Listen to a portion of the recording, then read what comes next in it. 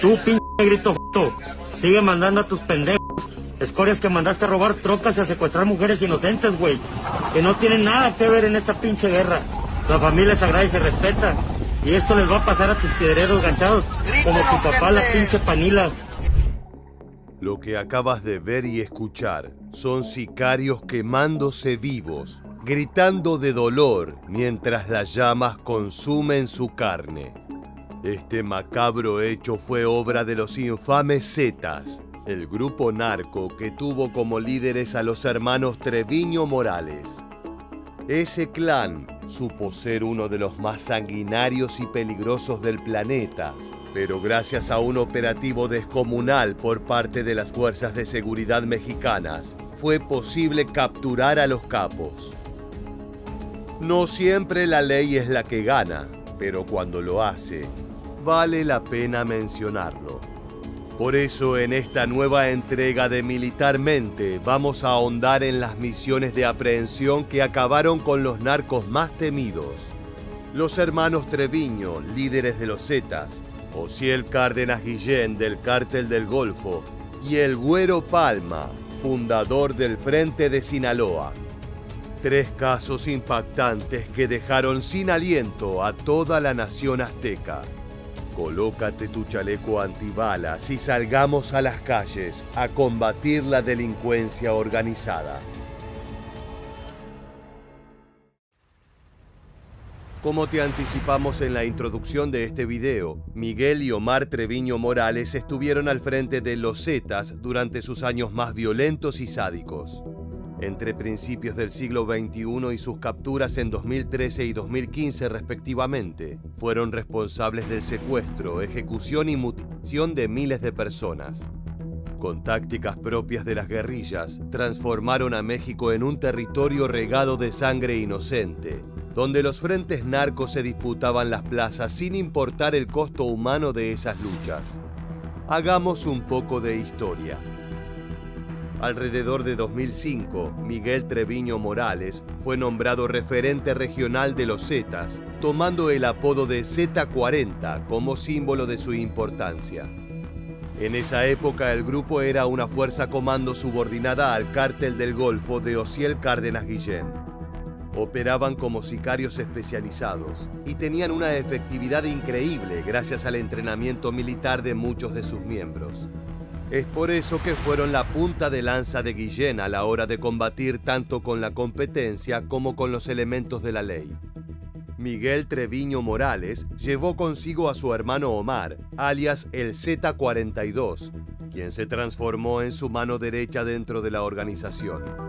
Ambos se encargaban del manejo del negocio en la región de Nuevo Laredo, y allí se les encomendó la tarea de destruir a las células del Cártel de Sinaloa, que intentaban apoderarse de las lucrativas rutas del narcotráfico hacia Estados Unidos.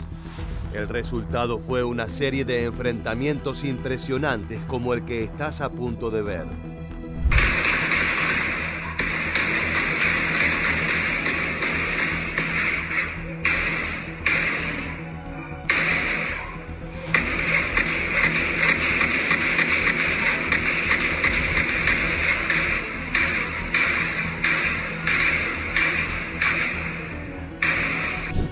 Luego de asegurar con éxito estas rutas en Nuevo Laredo en 2006, los hermanos Treviño Morales fueron trasladados a Veracruz para dirigir a las tropas. El Z40 fue nombrado líder de los Zetas en el estado, mientras que Omar, alias el Z42, fue su jefe de plaza en varias regiones. Ambos ocupaban un lugar de privilegio dentro de la organización, siendo los referentes más importantes para el funcionamiento de la misma. En 2008, Miguel viajó a Guatemala para recibir entrenamiento táctico y tender lazos con la fuente del producto comerciado. Allí se encargó de destruir a posibles competidores y de establecer las vías de trasiego internacionales de los Zetas. Era hora de que el equipo comando se separara por completo del Cártel del Golfo, pasando de ser una fuerza de choque contratada a ser un frente independiente. Los sicarios al mando de los Treviño Morales marcaron a fuego la historia de México. Como te anticipamos, eran asesinos despiadados que empleaban técnicas militares para amedrentar a sus enemigos. Desde el fusilamiento masivo al despellejamiento de víctimas para su posterior exhibición en la vía pública, el horror se apoderó de las calles aztecas, elevando el nivel de violencia hasta límites nunca antes vistos. Es por eso que el Estado tuvo que tomar cartas en el asunto para poner un freno al horror. El 15 de julio de 2013, en el estado de Nuevo León, infantes de Marina mexicanos se apersonaron para un operativo que pretendía capturar a Miguel Treviño Morales, principal ideólogo de esa violencia. Luego de meses de inteligencia, los oficiales lograron reunir suficientes datos como para dar persecución al vehículo blindado del narcotraficante. El capo no tuvo oportunidad de defenderse ni emprender un escape de emergencia. Los uniformados rodearon todas las salidas y cercaron cada ruta importante del estado. No había forma de huir. En un operativo prácticamente quirúrgico, donde no fue necesario hacer un solo disparo, ni hubo heridos, cayó el temible Miguel Ángel Treviño Morales, cabeza del sanguinario cártel de los Zetas. La detención del Z-40 sorprendió a todo México. Se trataba de una de las figuras más reconocidas del crimen organizado, y de un día para el otro se lo vio en todos los noticieros siendo escoltado por agentes de la Marina. Desgraciadamente, los cárteles tienen una capacidad de supervivencia increíble. No alcanza con eliminar a uno de sus líderes para dejar fuera de funcionamiento a una organización tan brutal como los Zetas. De acuerdo con información proporcionada por Estados Unidos y México, el lugar de Miguel fue ocupado por su hermano Omar Treviño. El Z-42 se mantuvo al frente de las células supervivientes de los Zetas, llevando a cabo crímenes brutales a lo largo y ancho del territorio azteca. Sin embargo, sus días en libertad estaban contados. Pronto sufriría el mismo destino que su infame hermano. La investigación para detener a Omar empezó inmediatamente después de la aprehensión de Miguel, tras la cual se abrieron diversas líneas. Una de ellas estaba vinculada con Carlos Arturo Jiménez Encinas, presunto encargado de las finanzas de los Zetas. Durante el seguimiento de Encinas se ubicaron varias viviendas que visitaba en la ciudad de Monterrey y sus alrededores. Para sorpresa de las autoridades, en uno de los domicilios se observó a una persona con las características físicas de Omar Treviño Morales, por lo que se decidió incrementar la vigilancia en la zona para tratar de verificar su identidad. La ley no podía dejar escapar a una presa tan codiciada. El operativo en cuestión ocurrió en la madrugada del 4 de marzo de 2015 en el municipio de San Pedro Garza García, estado de Nuevo León. Bajo el manto de la oscuridad se llevó a cabo una acción conjunta de fuerzas federales, ejército y de la Policía de México. La cantidad de uniformados puestos en servicio da una pauta de la importancia de la presa. Las tropas se reunieron en torno a una lujosa residencia que contaba con cámaras de seguridad y 2 cocheras. Era la casa de Omar Treviño Morales. Al igual que en la captura de su hermano, los uniformados actuaron con información precisa y prácticamente no fue necesario utilizar las armas de fuego. Los subordinados del capo no esperaban un operativo de esa magnitud. Luego se registraron estas imágenes en las cuales se ve al líder Z siendo fotografiado dentro de un avión militar. Pensativo y afligido. Así lucía Omar Treviño Morales, alias el Z-42, en su trayecto hacia la Ciudad de México tras su captura. En un video distribuido por las autoridades, se observa cómo el líder de los Zetas es examinado y fotografiado por personal de la Procuraduría General de la República, mientras es trasladado vía aérea de Nuevo León, en el norte del país, donde fue detenido, a la Ciudad de México. La recompensa por información sobre Omar Treviño Morales era de parte del gobierno mexicano de 30 millones de pesos, mientras que la Agencia de Control de Drogas ODEA llegaba a los 5 millones de dólares. Finalmente, el 21 de julio de 2019, el Z-42 fue sentenciado a 18 años de prisión por un juez federal de México. El siguiente caso que vamos a conocer corresponde a una figura que ya mencionamos al narrar la cruenta biografía de los Treviño Morales. Estamos hablando de Osiel Cárdenas Guillén, uno de los referentes históricos del Cártel del Golfo. la organización criminal en actividad más antigua de México. Ten en cuenta que los orígenes de este grupo se encuentran en los años 30, cuando los bandidos al norte del país traficaban bebidas alcohólicas a través de la frontera. Desde entonces, los integrantes se adaptaron a los consumos ilegales de la época para generar ganancias millonarias, incluso si eso implicaba el derramamiento de sangre y el uso de tropas armadas para dominar las calles. Volvamos ahora a hablar del líder que nos compete en este video. Osiel Cárdenas Guillén nació el 18 de mayo de 1967 en Matamoros, Tamaulipas. Era hijo de una familia humilde, por lo que a los 14 años se fue a vivir a casa de su hermana Lilia por falta de recursos en el hogar paternal. Desde niño se desempeñó en muchos trabajos, pero pronto descubrió que tenía un talento casi natural para la delincuencia. Ya con 19 años se adentró en el negocio de la venta de cocaína, utilizando una serie de talleres mecánicos como coartada. Su reputación e influencia fueron en constante ascenso, hasta que a mediados de los años 90 se transformó en el principal encargado del trasiego de narcóticos para el infame Cártel del Golfo. Eran épocas cambiantes que demandaban violencia extrema. Es por eso que el capo creó su propia fuerza de choque compuesta por militares desertores, los antes mencionados Zetas. Junto a esos sicarios, Osiel Cárdenas Guillén sembró el terror en México. Mutilaciones, tiroteos diarios, terrorismo y cadáveres apilados en la calle. La situación era dantesca.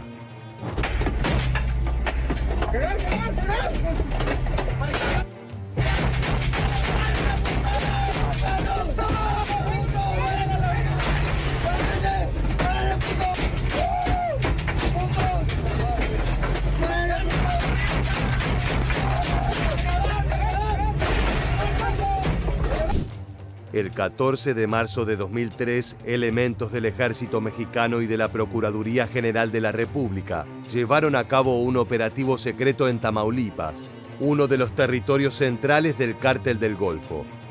El objetivo era decapitar a la bestia, capturando a su principal referente, con la esperanza de que eso fuera suficiente para detener sus crímenes. En el cielo tamaulipeco sobrevoló por varias horas un helicóptero de la Marina. Abajo, en la tierra, se sucedieron 3 balaceras que rompieron la tranquilidad en la región de Matamoros.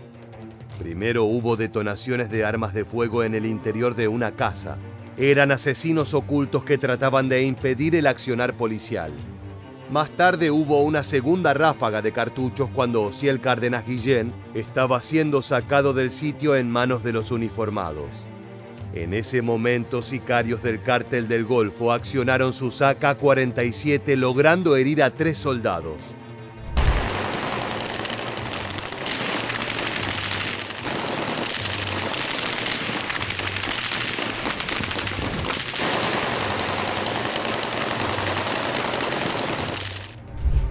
Pese a sus esfuerzos, su jefe continuó bajo custodia militar. Era momento de llevar a cabo la segunda parte del plan de detención: trasladar al criminal hasta una dependencia policial donde sería vigilado las 24 horas del día. Osiel Cárdenas Guillén fue ingresado a una camioneta que lo llevó hasta el aeropuerto Servando Canales. Posteriormente fue ingresado a un vehículo de las Fuerzas Armadas para ser llevado a la capital del país, pero los sicarios del Golfo iban a hacer un último y brutal intento para recapturar a su líder. Una tropa de asesinos descargó rifles y ametralladoras sobre camionetas blindadas del ejército. Matamoros, Tamaulipas, se transformó por varios minutos en una zona de guerra, en la cual los vecinos se escondían en sus hogares para no recibir un balazo perdido. Pese al nivel de violencia de los narcotraficantes, no pudieron evitar la captura de Cárdenas Guillén. Estas imágenes fueron registradas durante su traslado.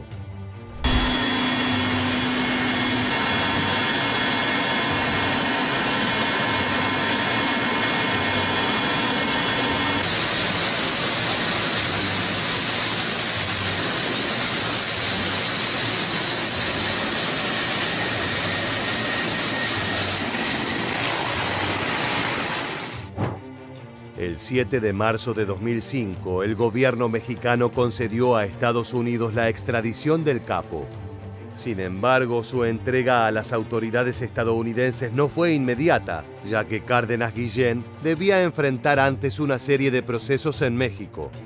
Luego de haber agotado todas las instancias de amparo, el jefe del Cártel del Golfo fue finalmente extraditado el 19 de enero de 2007 a los Estados Unidos, donde enfrentó 19 cargos en una corte de Houston, Texas. Antes de pasar al último caso, debemos apuntar algunas sospechas respecto al proceso judicial mencionado. Muchas versiones señalan que el gobierno de Obama pactó con Ociel Cárdenas Guillén su sentencia a 25 años de prisión y no a cadena perpetua, a cambio de declararse culpable de 5 cargos federales en su contra y, al parecer, develar las entrañas de los cárteles mexicanos. Ahora sí, continuemos. Para el final de esta entrega decidimos dejar una de las historias más impactantes y trágicas que ocurrieron en el crimen organizado mexicano. Una fábula llena de sangre, engaño, infanticidio y una venganza que decantó en la captura de un miembro fundador del Cártel de Sinaloa. Conozcamos a su protagonista. ¿Originario de dónde? De la Torre de Abajo, Sinaloa. ¿De dónde se encontraba usted? ¿Dónde se encontraba usted? Puente Grande.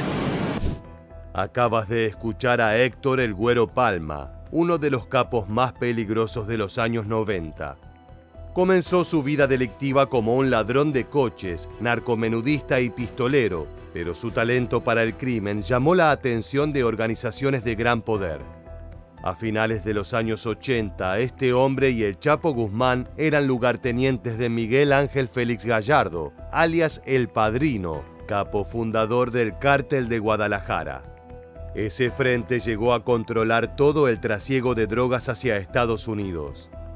Luego de la detención de Gallardo el 8 de abril de 1989, la organización se dividió, naciendo de esa escisión el Cártel de Sinaloa en las manos del Güero Palma y el Chapo Guzmán. Había surgido en México una nueva amenaza que pronto se convertiría en un imperio sin precedentes. Veamos una de las tantas balaceras ocasionadas por este infame grupo.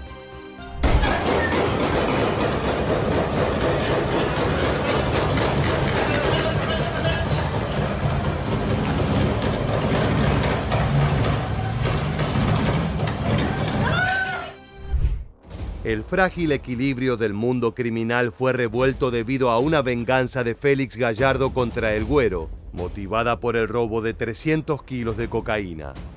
El antiguo líder de Guadalajara planeó cobrarse el narcótico con sangre y para ello recurrió a Rafael Clavel, un sicario venezolano que se involucró en la familia del capo de Sinaloa.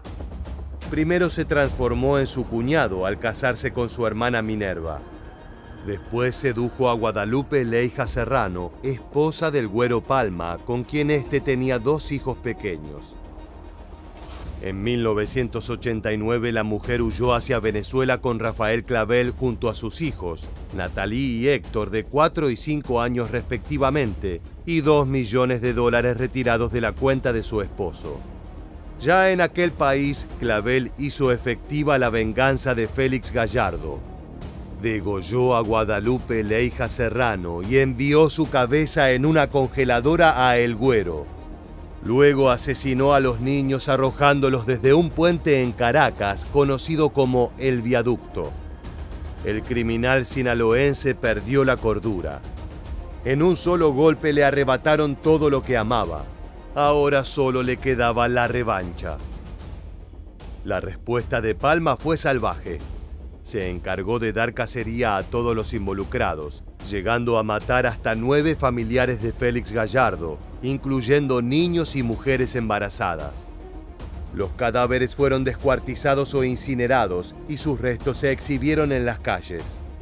En cuanto al sicario venezolano, fue atrapado por la justicia de su país, pero una vez dentro de la cárcel, recibió la atención de socios locales del Cártel de Sinaloa, quienes lo asesinaron luego de una larga tortura. Semejante carnicería llamó la atención de las autoridades, que enfocaron a su mejor personal para dar captura al socio del Chapo. El 23 de junio de 1995, el Güero Palma despegó de Ciudad Obregón con destino a Toluca para asistir al casamiento de un amigo del crimen organizado. Ese fue su último viaje como hombre libre. El capo no pudo descender a su destino original debido a un operativo militar que tomó control de toda la pista de aterrizaje. Ante la emergencia, la avioneta de Palma enfiló rumbo a Zacatecas. Desgraciadamente para él, allí también lo esperaba la implacable justicia. Luego de volar sin destino por varias horas, el combustible se acabó y la aeronave cayó en la frontera entre Jalisco y Nayarit. Malherido, sus hombres llevaron a El Güero a una casa de seguridad donde al día siguiente fue detenido.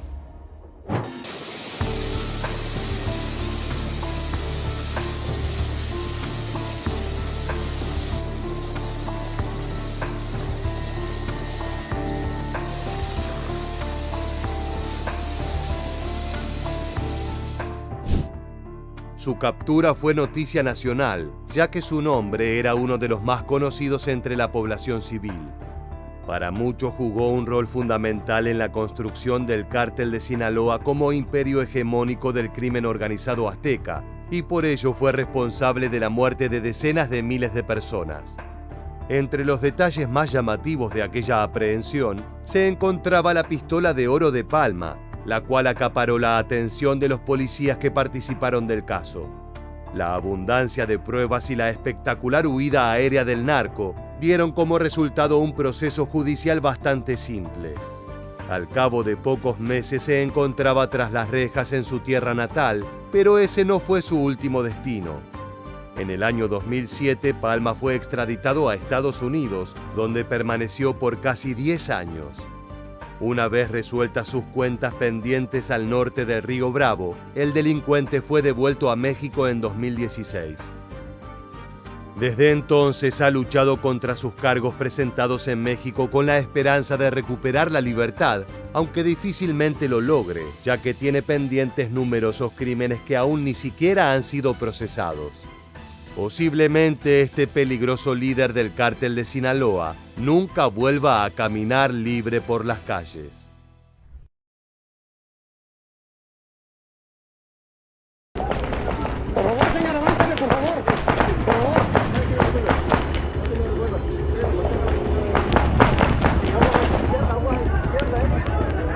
Los elementos del ejército mexicano intentan poner a salvo a los civiles mientras combaten con un grupo de 60 sicarios armados. Es que las fuerzas de seguridad acaban de apresar a uno de los capos más peligrosos del país, Francisco Torres Carranza, también conocido como El Duranguillo. La captura del líder de Sinaloa no fue tarea sencilla. Se requirieron miles de cartuchos disparados, un operativo de alto nivel e incluso $500,000 en juego. En esta nueva entrega de Militarmente vamos a narrar con lujo de detalles la historia de este jefe de plaza y cómo lograron capturarlo en abril de 2022. Colócate tu chaleco antibalas y vayamos a donde está la acción. Puede que su nombre no te resulte familiar, pero Francisco Torres Carranza, alias El Duranguillo, era una persona fundamental para el Cártel de Sinaloa, en particular para la facción conformada por los hijos de Joaquín El Chapo Guzmán, los Chapitos. Para entender su oscuro mundo es necesario ahondar en este grupo y la extensión de sus actividades ilícitas a lo largo de todo el continente. El Chapo tuvo mucha descendencia, pero solo un selecto grupo de sus vástagos ha logrado establecer una carrera criminal. Quienes siguieron los pasos del patriarca fueron Joaquín y Ovidio Guzmán López e Iván Archibaldo y Jesús Alfredo Guzmán Salazar. A ellos cuatro se los conoce conjuntamente como los Chapitos y son parte de una pugna interna por el control de las operaciones de todo el Cártel de Sinaloa, o CDS. Ese conflicto los ha enfrentado al último miembro en pie de la vieja guardia, Ismael El Mayo Zambada, transformando diversas regiones de México en zonas de guerra.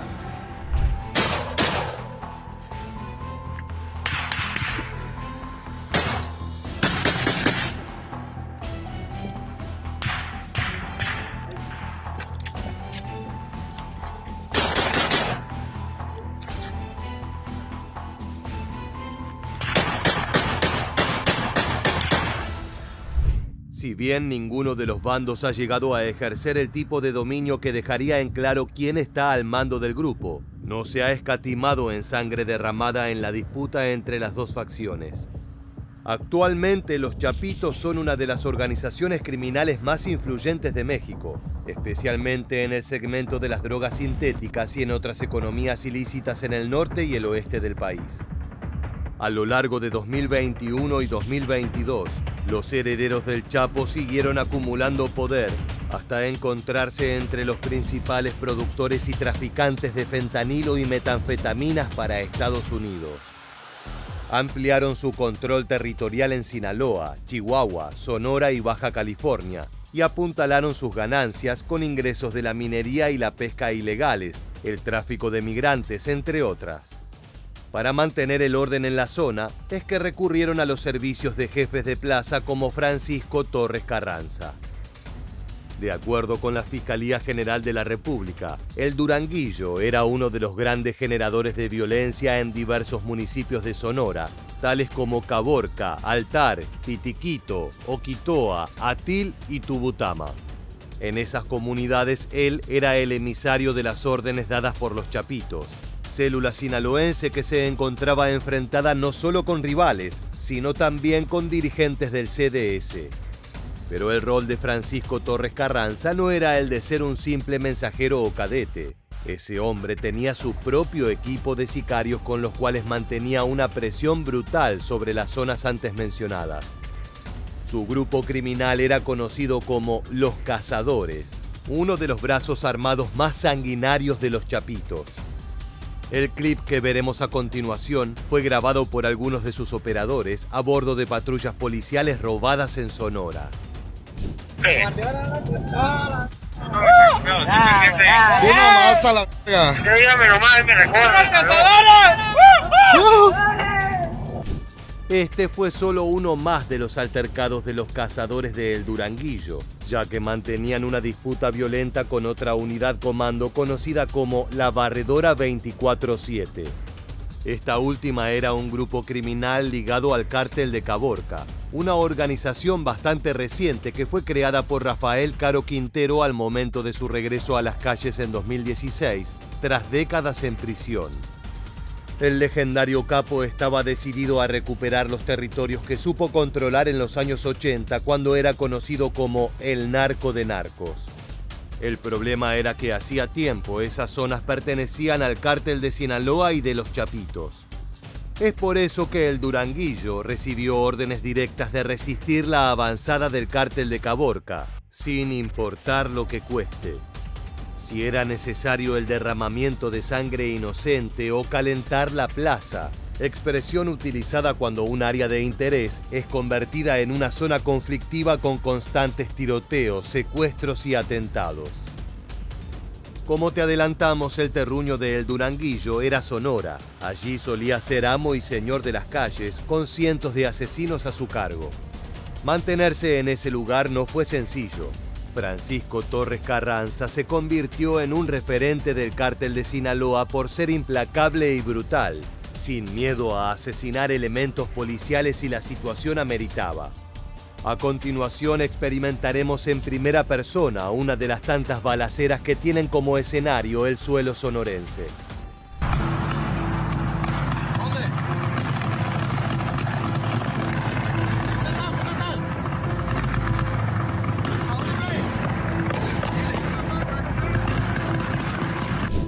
Las actividades de la agrupación fueron tan salvajes que incluso llegaron a boca de los altos estratos del gobierno nacional. Ricardo Mejía Verdeja, el entonces subsecretario de Seguridad y Protección Ciudadana, explicó que los cazadores ya habían estado involucrados en otros eventos delictivos, como los bloqueos carreteros que se registraron en 2021 en la Vía Federal 02, donde incendiaron un tráiler y una patrulla de la policía estatal en la entrada al municipio de Altar.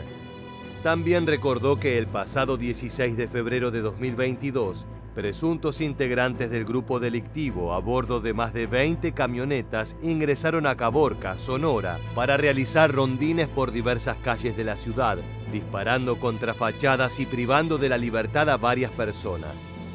El grupo armado secuestró a 2 jóvenes que se encontraban fuera de sus respectivos domicilios. 6 horas después, luego de golpizas y el pago de un rescate por miles de dólares, las víctimas fueron liberadas. Sabían que para detener las andanzas de los cazadores, era crucial frenar a la cabeza maestra, el Duranguillo.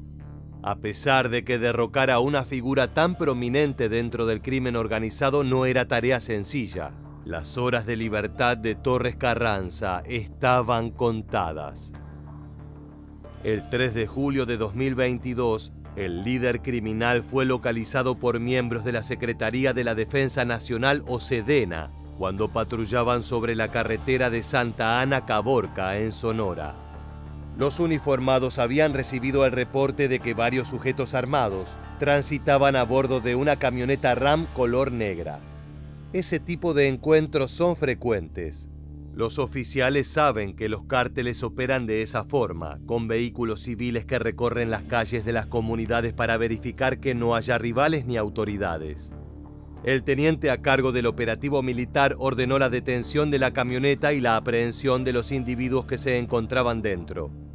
Lo que no esperaban es que uno de los involucrados fuera el mismísimo Duranguillo, una de las personas más buscadas de toda Sonora. El jefe de Plaza Narco no estaba dispuesto a entregarse sin dar pelea.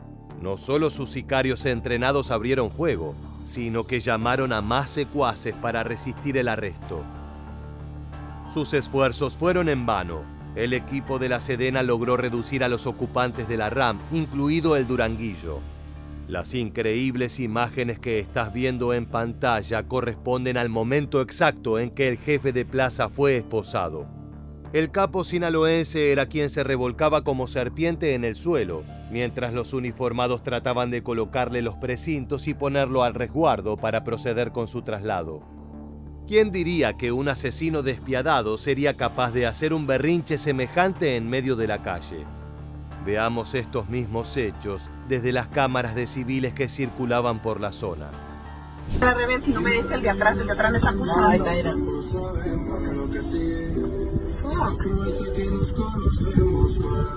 Ante la advertida llegada de más sicarios, el teniente y su escuadrón se atrincheraron frente a una tienda Oxxo, cortaron la circulación en la carretera y colocaron a los detenidos en el suelo.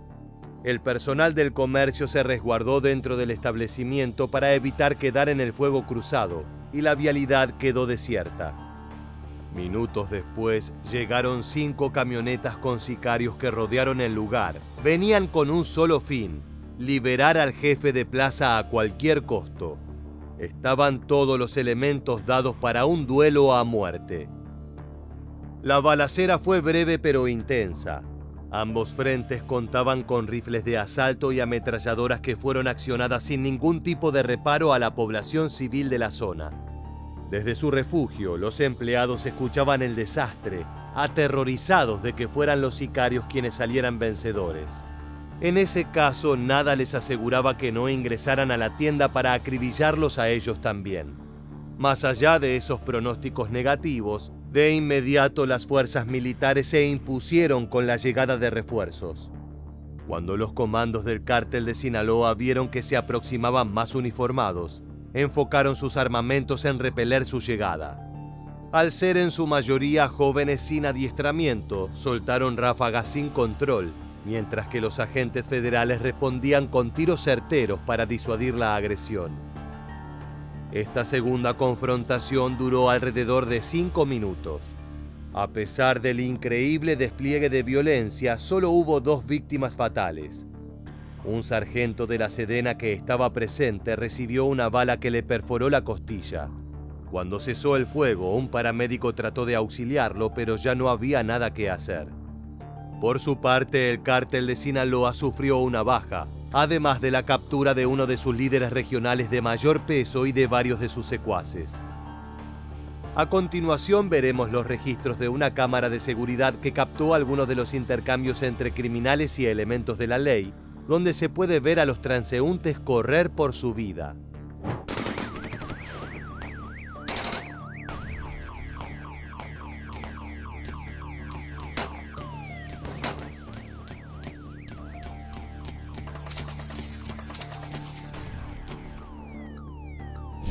Esta es una práctica frecuente entre los frentes narco-aztecas. Cuando uno de sus referentes cae en manos de la ley, los soldados son enviados a las calles para combatir y forzar el brazo de la justicia. El caso más famoso de este tipo de acciones ocurrió en octubre de 2019, cuando la Marina de México atrapó a uno de los hijos de El Chapo, Ovidio Guzmán, en Culiacán. Inicialmente el operativo se desarrolló con normalidad, pero cuando fue el momento de trasladar a ese heredero al trono, el infierno tomó por asalto a toda la región. Miles de asesinos sinaloenses fueron enviados a causar caos, destruyendo comercios, destacamentos policiales y secuestrando a las familias de elementos castrenses que participaron de la aprehensión. Finalmente, el crimen organizado logró vencer al Estado mexicano. Ovidio Guzmán fue liberado luego de una audiencia pública de parte del presidente Andrés Manuel López Obrador, en la cual admitió la derrota. En el caso de la revuelta originada por el Duranguillo, los resultados no fueron los mismos. El líder sinaloense permaneció en poder de la justicia. Lo increíble es que no solo recurrieron a la violencia, sino que también optaron por métodos un tanto más sutiles, pero igual de ilegales. Secuaces del criminal pusieron sobre la mesa 10 millones de pesos mexicanos, lo que equivale a $580,000, para atentar a los elementos del ejército que tenían apresado al criminal. El ofrecimiento del soborno ocurrió, de acuerdo con voceros de la Fiscalía, durante el enfrentamiento acontecido en la carretera Alzaric, a la altura del Boulevard Ignacio Pesqueira, en Altar. En esa ofensiva participó una fuerza de reacción de 15 integrantes del ejército mexicano. Aproximadamente 60 miembros de la delincuencia organizada arribaron al lugar en diversos vehículos, con el fin de amedrentar y amenazar al personal militar. Luego de un intercambio de disparos, intentaron cooptarlos con dinero a cambio de la liberación del peligroso jefe de plaza. Se indicó que al rechazar el soborno, los elementos del ejército demostraron los valores con los que están formados y provocaron que los agresores escalaran en el nivel de violencia, por lo que fue necesario el apoyo de refuerzos militares. Periodistas locales relataron que durante horas se escucharon disparos, hubo cierre de vialidades y enfrentamientos en los que se exigía la liberación del presunto capo. Rosa Lilia Torres, periodista independiente en Sonora, explicó: los sitiaron y los tenían prácticamente obligados a negociar la entrega de este personaje. El siguiente archivo fue proporcionado por un vecino que estuvo presente en el brutal combate. Ya se agarraron, raza, se agarraron. Métase, métase. Que está tronando aquí también. Al cabo de unos días, el Duranguillo fue ingresado en el Ceferezo, o Centro Federal de Readaptación Social número 11, ubicado en la costa de Hermosillo, junto con otras 3 personas que fueron detenidas, acusadas de delitos relacionados con la delincuencia organizada. Sergio Méndez, delegado de la Fiscalía General de Sonora, declaró: las otras personas que estuvieron a su lado están vinculadas al proceso. Se está siguiendo con todo aquí. Ya fueron trasladados a otro Centro Federal de Reinserción Social. Por razones de seguridad, omito decir el lugar donde se encuentra. Mientras tanto, las fuerzas federales continuaron realizando operativos en las regiones de Altar, Caborca y Pitiquito, donde se encontraban diversas células criminales relacionadas a El Duranguillo. En el transcurso de tan solo una semana se decomisaron 1.243 cartuchos de diferente calibre, 14 armas largas, 6 fusiles de asalto y cargadores, ropa táctica y, por supuesto, drogas de todo tipo. Se trataba de un pequeño ejército listo para combatir por las plazas locales. la clase de grupo armado que transforma una ciudad en un auténtico infierno. En los meses posteriores a la detención, la zona del desierto Altar continuó siendo vigilada por más de 1.500 elementos federales y estatales. El gobierno temía represalias y ataques masivos como venganza por la captura del capo sinaloense. Como te adelantamos, los sicarios del CDS no tienen reparos en lastimar a personas inocentes cuando el pellejo de uno de sus superiores está en juego. No se registraron asesinatos, pero sí ataques espontáneos a destacamentos policiales, así como la colocación de narcomantas y mensajes dirigidos al Estado. La demanda era siempre la misma: liberen al Duranguillo. Por su parte, las autoridades hicieron oídos sordos a esos reclamos. Sabían que le habían ganado una batalla crucial al cártel de Sinaloa, aunque lejos estaba de terminar la guerra. La situación en Sonora sigue siendo crítica y no parece haber mejoras en el horizonte. Para Crimilda Bernal, directora del Observatorio de Seguridad de la región, la impunidad y el poderío de los cárteles es cada vez más evidente. Nadie los detiene, se siguen paseando en total impunidad por las calles, hacen estos cierres carreteros, sitian pueblos enteros y aterrorizan a la población en general. La única respuesta temporal que ha encontrado el Estado mexicano es enviar tropas de la Marina y otras fuerzas a las calles, lo que da como resultado brutales balaceras. Esto tiene sus contraindicaciones, ya que el aumento de la violencia en los operativos siempre resulta en atentados contra civiles efectuados por sicarios vengativos que buscan derramar sangre inocente. A riesgo de eso, es de extrema prioridad llevar adelante las acciones necesarias para poner a sujetos como el Duranguillo tras las rejas. Y Francisco T., alias el Duranguillo, presunto líder del cártel de Sinaloa que operaba en la zona de Caborca y Altar, Sonora, fue trasladado a otro penal fuera de la entidad. El pasado 3 de julio, elementos del ejército detuvieron a este sujeto en Altar, lo que provocó una fuerte movilización del grupo delictivo que trató de liberarlo.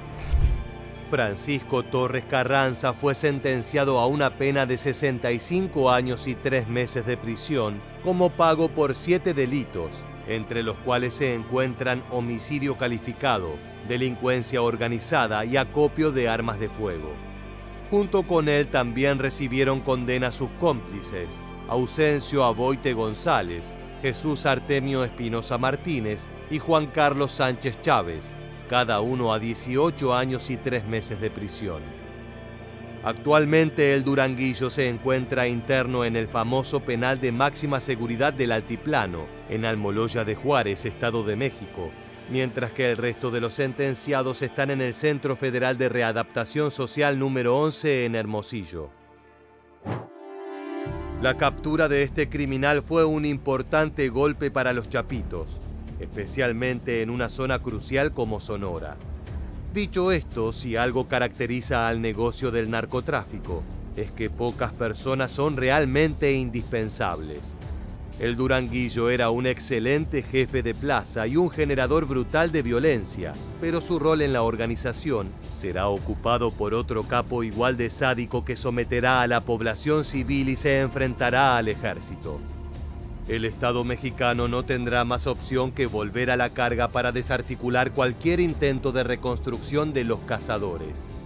Aún así, es importante reconocer la valentía y la honestidad de los elementos militares y federales que no solo combatieron contra los sicarios de Sonora, sino que también rechazaron un jugoso y tentador soborno.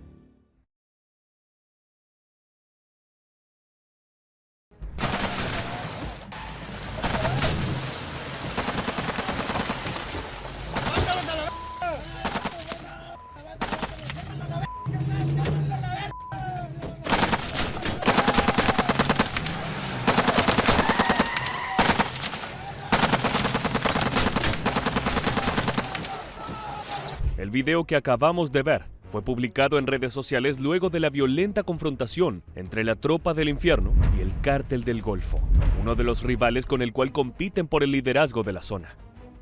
Es que para el pesar de sus habitantes, Tamaulipas es el paso fronterizo ideal, desde donde ingresan cada año toneladas de droga al país vecino del norte. su ubicación la convierte en un lugar estratégico y motivo de disputa entre las diferentes organizaciones criminales de la zona, como lo es el caso de los Zetas, de la cual se desprendió el Cártel del Noreste, siendo esta una facción disidente en 2015, cuando capturaron a Omar Treviño Morales, alias Z42, el entonces líder absoluto del grupo delictivo más poderoso de México. Desde ese momento, la Tropa del Infierno se encuentra dirigida por el Huerco, un sanguinario sicario del que no se sabía mucho. Se rumoreaba que le cuidaba la espalda a Juan Gerardo Treviño, la mente criminal detrás del Cártel del Norte, y que estaría casado con una sobrina del Z42. Como enuncia el dicho, todo queda en familia. En este caso, en toda una familia de criminales. Pero el liderazgo al sicario no le duraría mucho tiempo. En Nuevo Laredo, Tamaulipas, elementos del ejército capturaron a Fernando de Jesús Rodríguez Adame, conocido como el Huerco, presunto líder de la Tropa del Infierno, brazo armado del Cártel de Noreste y sobrino de Miguel Ángel Treviño, el Z40. En el operativo para detener a este sujeto, 8 sicarios fueron abatidos y se aseguró un vehículo con blindaje artesanal, 10 armas largas, un fusil Barrett calibre 50, cargadores y cartuchos. Su arresto desató múltiples balaceras y bloqueos carreteros. La detención de El Huerco ocurrió el 9 de agosto de 2021, cuando agentes de la Policía Federal ejecutaron 2 órdenes de registro en domicilios de Nuevo Laredo, Tamaulipas. En el lugar encontraron 434 gramos de clorhidrato de metanfetamina, 26 gramos de cocaína, 996 tabletas de fentanilo, un arma larga tipo fusil con su cargador abastecido con 29 cartuchos, 3 radios de comunicación y $1,200. De acuerdo con el reporte de la Fiscalía, esas pruebas junto a los datos que ya poseían del cabecilla de la Tropa del Infierno eran más que suficiente para ponerlo tras las rejas. Este fue un duro golpe para la red criminal, y como has de suponer, sus fieles sicarios tomaron armas en el asunto. Orquestados por Alberto Rodríguez, el Mayito, hermano del Huerco, iniciaron una feroz balacera para impedir su detención, lo que terminó convirtiendo la ciudad en un campo de batalla con bloqueos, persecuciones y la muerte de 8 sicarios del grupo de la Tropa del Infierno. Se estima que tendrían alrededor de unos 20 años, como la mayoría de sus miembros. A pesar de que nada pudo impedir el encarcelamiento de Fernando Rodríguez en una prisión de máxima seguridad, lejos estuvo eso de traer la paz en Tamaulipas. Luego de semejante golpe, los convoys de la Tropa del Infierno se hicieron sentir aún más, haciendo temblar la calle a su paso, marcando su territorio y aterrorizando a los vecinos. Armados a plena luz del día con fusiles de una potencia tal como el Barrett calibre .50, que llevan montados sobre la cabina de pasajeros sin ningún tipo de pudor. Su paso tranquilo es casi una burla a la vigilancia del ejército, al que no dudarían en enfrentar con toda la potencia de su armamento. Los elementos del ejército mexicano repelen así el ataque de los delincuentes.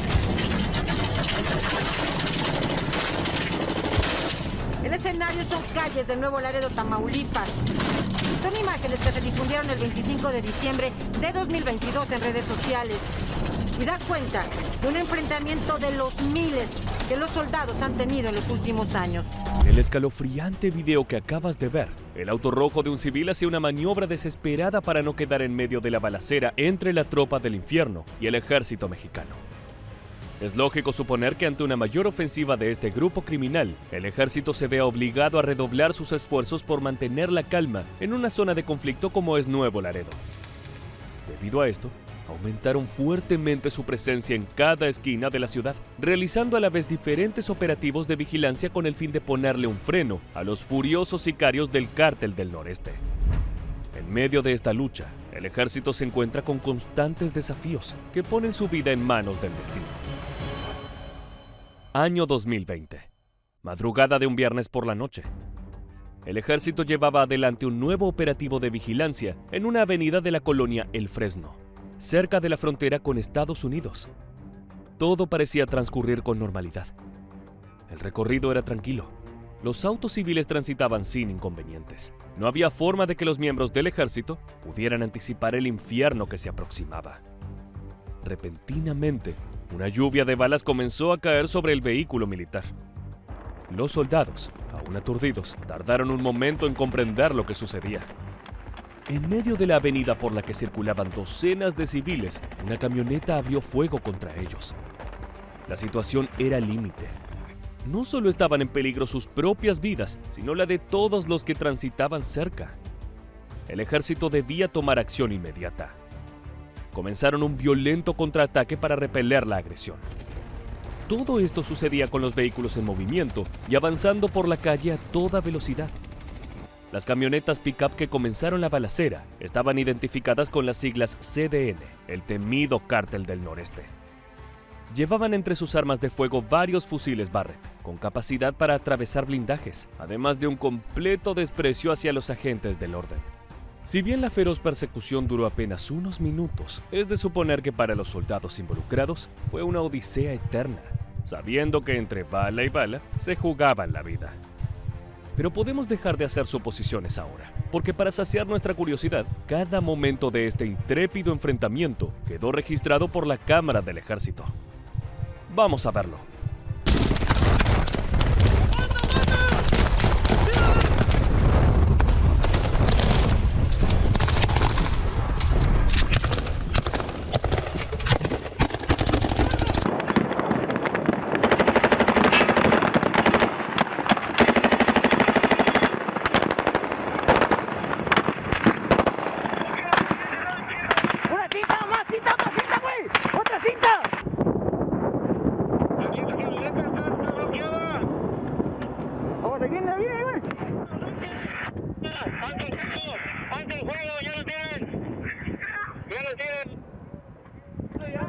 Los de nosotros están allá.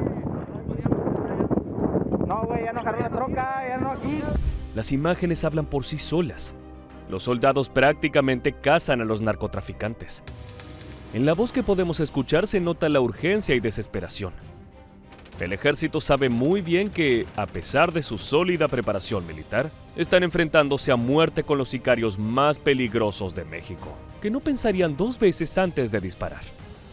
El operativo, que tuvo como escenario una de las avenidas más transitadas de la colonia El Fresno, terminó con un saldo de 12 sicarios muertos. Gracias a la destreza de los soldados, no tuvieron que lamentarse víctimas civiles. Los sanguinarios miembros de la Tropa del Infierno, que lograron ser abatidos, portaban uniformes y equipo táctico, como los que usaban las instituciones de seguridad en México. Unas escalofriantes fotos de los sicarios, que yacían sin vida en el suelo, se difundieron rápidamente en redes sociales. Francisco García Cabeza de Vaca, el ex gobernador de Tamaulipas, se refirió públicamente al operativo realizado y solicitó a la Fiscalía su colaboración en la lucha incesante contra los poderosos cárteles. Las órdenes de aprehensión son fundamentales para hacer tiros de precisión y evitar enfrentamientos que pongan en riesgo a la ciudadanía. Sin embargo, esta no fue la única vez, y lamentablemente no será la última, en que la Tropa del Infierno se roba la primera plana. En el 2019, otro controversial caso sacudió a Tamaulipas. Los elementos que lo componen suelen ser los habituales de escuchar en este tipo de noticias. Un nuevo enfrentamiento entre el cártel y las fuerzas de seguridad. Una increíble balacera que se podía sentir desde cada casa de los alrededores. La violencia enfrentándose con más violencia. El resultado fue inevitable. 11 sicarios muertos. Lo que nos saca completamente de eje es que entre los criminales abatidos se encontraba el cuerpo de un joven de 16 años, conocido como Juanito Pistola, el sicario. Su muerte no solo encrudece por su edad, sino por la violencia que refleja. Su cuerpo se encontraba en el asiento trasero de una de las camionetas, sosteniendo entre sus manos un arma larga. El sicario, que había ingresado al mundo criminal con tan solo 13 años, murió debido a las ráfagas de disparos durante el enfrentamiento. Es difícil imaginar cómo un niño de esa edad llega a un entorno semejante, pero es más habitual de lo que creemos. En propias palabras del director de la Red por los Derechos de la Infancia en México, Juan Martín Pérez García, explica que los grupos criminales reclutan a niños y jóvenes porque los consideran desechables. No pretenden que se conviertan en líderes criminales. Los usan para contener el avance, para ponerlos al frente a que los maten. Sin embargo, los hacen sentir importantes y con poder, elementos suficientes para que se unan con orgullo a sus filas. Sumado a esto, los niños y adolescentes reclutados tienen la característica de estar en situación de desprotección, lo que los hace más vulnerables. Dejando de lado las circunstancias que llevaron al niño sicario hasta allí, su muerte sin duda abre la puerta a la reflexión sobre cómo la violencia de los cárteles arrasa con miles de vidas inocentes. Hasta aquí el video. Si te gustó este contenido, te invitamos a que te suscribas para estar al tanto de todas nuestras novedades.